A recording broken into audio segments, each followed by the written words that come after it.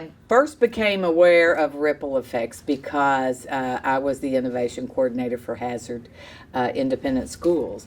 And KVEC, the Kentucky Valley Education Cooperative, received the Project Prevent grant. And Ripple Effects was the program that they purchased to help students. Students deal with lots of issues, and it's really a very difficult thing to learn and to achieve academically when you have issues that you're dealing with, and these are barriers to learning. And so how can we approach these barriers to learning? How can we help students be successful? And that's what Ripple Effects, I came to find out through KVEC and through Project Prevent, that Ripple Effects was a program that would meet the needs of the students, because so often guidance counselors are just bombarded with assessment and scheduling, and students don't always have that person to go to get advice about issues that they may be dealing with. So Ripple Effects was just a wonderful solution, one of the solutions to help students achieve the things that they their goals, or to achieve success in schools and ultimately in their life. And I remember talking to our guidance counselor at the middle school and telling her this would be a great fit for our advisee sessions. And so what we would do, we would take some of the generic topics such as being successful in school or how to stay organized, and we would work with the students, and we would do it in a group setting. And that way, there were two goals for this. Number one, we wanted them to get the step-by-step solutions or activities that they could do that would help them be successful. But also, they learned how to navigate the site. And so when and if they decided, or they had a need to find out an answer to an issue they might be having at home or at school, bullying or a parent that was maybe abusive or whatever, they could actually navigate the Ripple Effects site independently and anonymously, and no one knew, and they could get advice from this wonderful program. And that might ultimately help them become more successful in school, or hopefully give them enough courage and enough tools that they could use those tools to overcome whatever issues they may have. So that's how I first became aware of Ripple Effects. And then Bouncy was the program for the younger children. And that's when I decided that I would try this, because I had, of course, another motive, a selfish motive. I had a grandson, and I thought, this might be really good for Noah.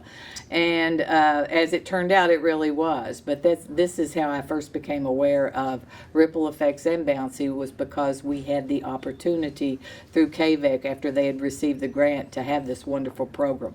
And then, as I said before too, as our STLP students at the high school eventually were hired to take pictures so that we could personalize the program. It had an urban setting, if I remember correctly. Mm-hmm. And so we actually took students down to the recording station, and they actually did some of the directions or the instructions on how to use it, and we even acted out some of the scenarios. I think I was a guidance counselor in one of the scenarios, but we had students that were portraying different components of what the program had, all the different issues, vandalism and divorced parents, and just issues that every day that our kids have to deal with.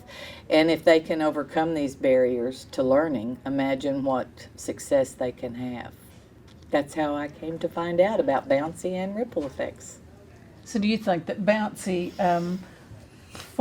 because Bouncy, you can feel Bouncy breathe and Bouncy's heartbeat and the songs that Bouncy sings, and then to actually be able to see and touch the prosthetic, do you think that would make a difference for kids to have a real Bouncy? Well, they often talk about that security blanket. There's a reason you have a security blanket, because it's something you can feel, something you can touch, something that can become a part of you, and it makes it real. And the comfort that when we snuggle up and we get in bed at night, we find comfort in that cocoon type feeling. So I think that when you have something like this, a teddy bear or a Bouncy, that you can touch it, you can see see it, you can feel it, you know, you can relate to it, and it makes the situation or the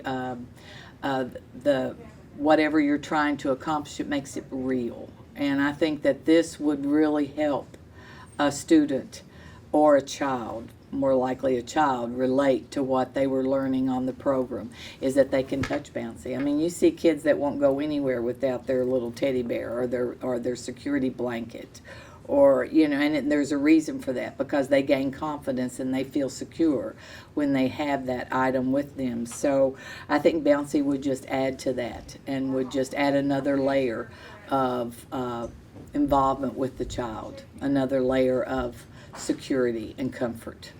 And so as I was talking with Alice about Bouncy and looking at the prototype, and I actually had another thought beyond just school, but what would you think about Bouncy for an elderly person who is in a nursing home facility, to have that kind of comfort, to actually be able to touch something that's breathing and something that they can feel a heartbeat, because so many times our elderly population don't have that. Some folks in a nursing home or hospital don't have people to come and see them. Do you think Bouncy would be an asset for folks who didn't have someone? Well, you know, if you go to a nursing home, especially I know the one in Hazard, you're going to see the kitty cats and the little puppies, and because it's a living, breathing connection. And for those that maybe are allergic or whatever, this could be a wonderful substitute, because it does feel like it's living. It does feel like it's breathing, you know, and you can touch it and you can feel it and you can feel the heartbeat. And when you can feel the heartbeat, you feel like you're alive. And there's something else that you're connecting to, because we talk every day in school, we talk about just in human life. When you make that personal connection, it makes a difference. And whether it's a prototype or whether it's a living, breathing organism, when you have a connection, then it helps you to be a better person, or to be more successful, or to be happier. And during this conversation, it makes me think that I'm a supporter of St. Jude's Hospital. And so children who have cancer and maybe are not able to have that connection because of what you just said, allergies, or not, you know, not being able to have a actual pet in their room, but to have a Bouncy in there that they could see, feel, and touch, and feel, breathe, and have because that it kind of makes it connection. alive. It makes it seem real. And don't you remember that when back in the ancient days, when that Chatty Cathy first came out, Yes. that doll, it was just like, oh my gosh, it was kind of like Bill Gates and and Steve Jobs and all that. It was major because there was a character that became alive because it walked. So whenever you can add those characteristics, those human characteristics, it makes anything better.